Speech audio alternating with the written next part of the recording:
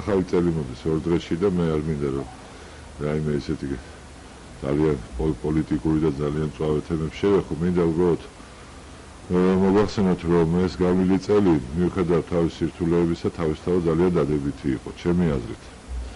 შეიძლება ბევრი შემეკამათოს ამაზე და რაღაცა სრული კმაყოფილება არ ქონდეს, მაგრამ სრულ კმაყოფილებას ნუველით, ყოველ შემთხვევაში ჯერჯერობით. მე მგონია რომ მაინც ნაბიჯ მივიწევთ წინ.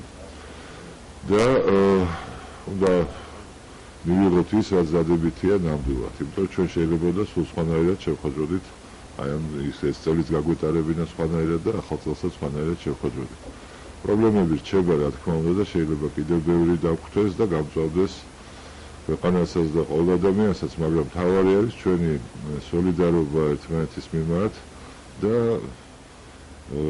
გაუტეხლობა, რაც ჩვენ ხალხს ახასიათებდა და რითაც თავი მოვიტანა აქამდე.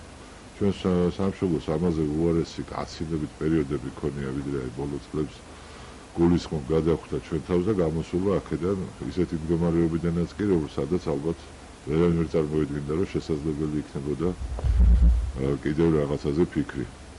მომდევნო წელი ილუზია რომ არ შევიქნათ, რთული იქნება ნამდვილად და მე მგონია რომ გარდამტეხი ბევრი თვალსაზრისით. ხო, ზოგისთვის ეს არის ევროკავშირთან ასოცირების ხელშეკრულება, რაც თავისთავად ძალიან მნიშვნელოვანია.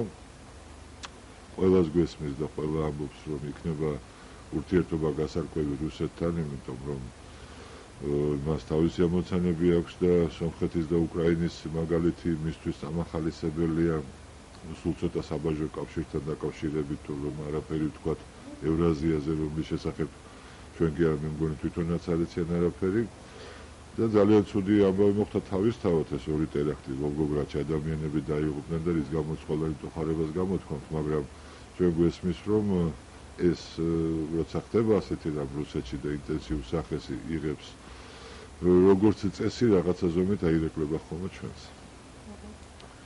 და ჩვენ უნდა ძალიან ესეთი რაციონალური, მტკიცე, მაგრამ ესეთი გამიზნული პოლიტიკა და დამოკიდებულება უნდა გქონდეს ამ მოვლენებისადმი.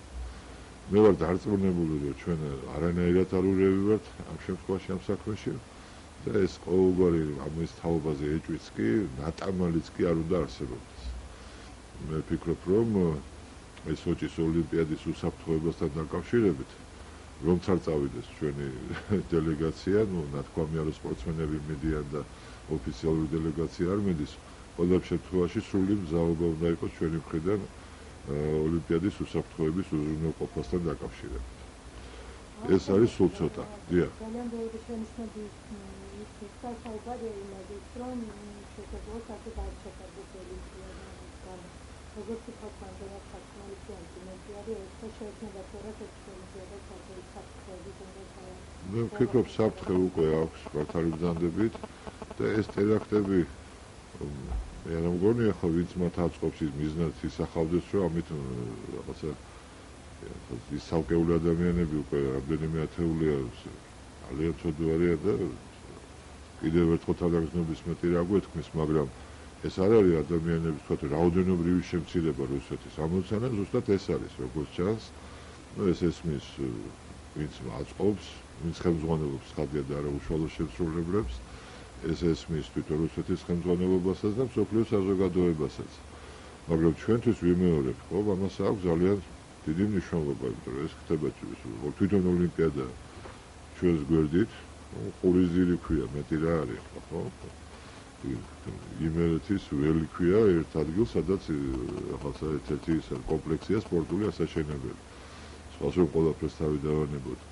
და ჩვენი ამ ურთიერთობის ფონზე რუსეთთან, რომელიც ასე თუ ისე გაანელა ახალმა ხელისუფლებამ, მაინც დღის წესრიგში რჩება დაძაბულობის საკითხი ერთმანეთს შორის. ეს სავიზო რეჟიმი გაუქმდება, საგარეო საქმეთა მინისტრი ამბობს, ვერ გაუქმდება, პრეზიდენტი რუსეთის ამბობს, გაუქმდება. როგორ უნდა მოხდეს ეს ყველაფერი, როცა დიპლომატიური ურთიერთობა არ არსებობს ჩვენსა და მათ შორის და ძალიან ძნელია რომ არსებობდეს ტერიტორიის ოკუპაციის პირობებში. ძალიან სერიოზული კვანძია პრობლემების და მშვიდად თანმიმდევრულად, ძალიან მოქნილად, არაფერი ამას საძრახისი არ არის, უნდა იმაქმედოს ჩვენმა ხელისუფლებამაც და ჩვენ ყველამაც ერთობლივად, და ამას ხელი შეუწყოთ, რომ რაიმე სერიოზული სახის პრობლემა არ გაჩნდეს. და მე არ შემიძლია არ გამოვეხმაურო სახელმწიფო დეპარტამენტის განცხადებას შეერთებული შტატების და კიდევ რამდენიმე ამ ბოლო ხანს გამოთქმულ შენიშვნას დასავლელი პარტნიორების მხრიდან. ეს კარგი არის ძალიან თავისთავად, რომ ისინი ასე ყურადღებით ადევნებენ თვალს, მაგრამ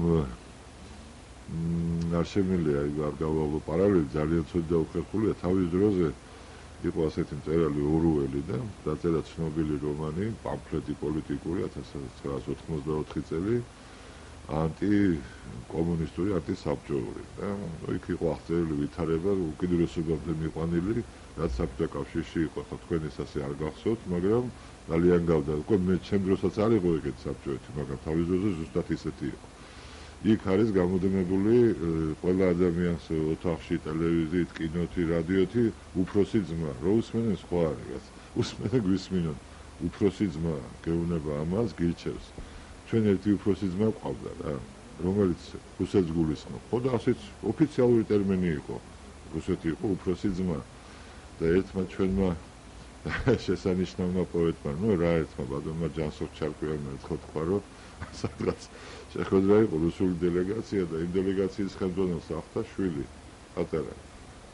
და ეს ენემოსტრებული კაციცა იმის გარდა რომ დიდი პოეტი არის, ხო?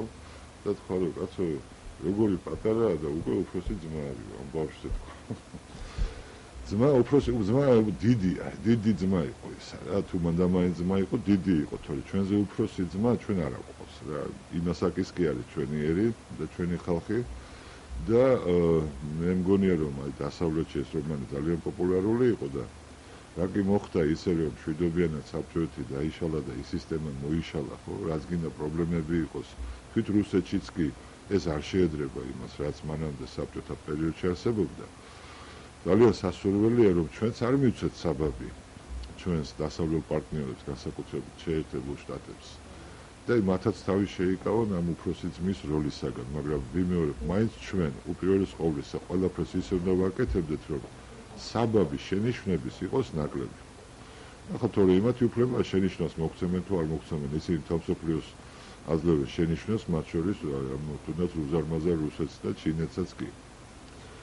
ყველა შემთხვევაში მე პირადად მგონია, რომ ჩვენ აი ერთობლივად ყველანი შევძლებთ გადავლახოთ მომავალ წელს საერთო პრობლემებიც, რაც ქვეყნის წინაშე დგას, არ არის ეს გადავლახავი პრობლემები, მათ შორის ეკონომიკურიც და მატერიალურიც და თუ რომელიმე ჩვენგანს აქვს პრობლემა და გადაყვება და ასეთი ბევრია სამწუხაროდ ჩვენს ქვეყანაში და გადაყვება ახალ წელს, დაეყოფილიყოს ეს ახალი წელიწადი ამ პრობლემების მოგვარების და გადაჭრის წელიწადი.